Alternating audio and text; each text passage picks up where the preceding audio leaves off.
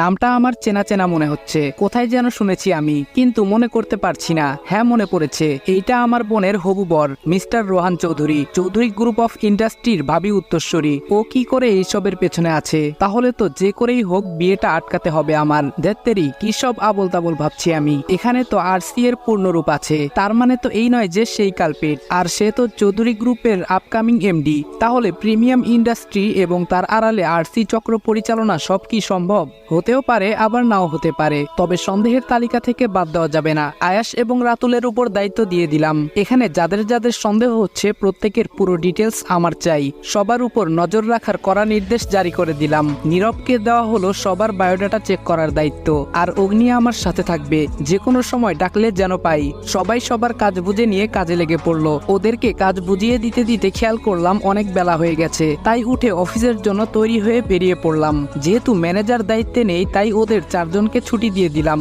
ওরা ওদের কাজ করবে। আমি অফিসে নিজের ডেস্কে বসে কাজ করছি, তখনই কেউ নক করলো। আমি বললাম কামিং। ওয়ার্ড বয় কফি নিয়ে এসেছে। কফিটা দিয়ে চলে যাচ্ছিল, কিন্তু আমার ওর মুখ দেখে সন্দেহ হলো। ও কিছু একটা বলতে চায়, তবে ভয় পাচ্ছে, তাই বলছে না। আমি বললাম দাঁড়াও। ওয়ার্ড বয় বলল আগে স্যার, আপনার কিছু লাগবে? আমি বললাম না, আমার কিছু লাগবে না, তবে তুমি কি বলতে চাও তা আমায় বলো। সে বলল কই স্যার, আমি তো কিছু বলতে চাই না। আমি বললাম দেখো, তোমার চোখ মুখ স্পষ্ট বলছে তুমি কিছু বলতে চাও। ভয় পাওয়ার কিছু নেই, তুমি নির্ভয়ে বলো। আমি কাউকে তোমার ব্যাপারে কিছু বলবো না, প্রমিস। মনে হয় আমার কথাগুলো শুনে সে কিছুটা স্বস্তি পেয়েছে। সে বলল স্যার, সত্যি আপনি কাউরে কইবেন না তো?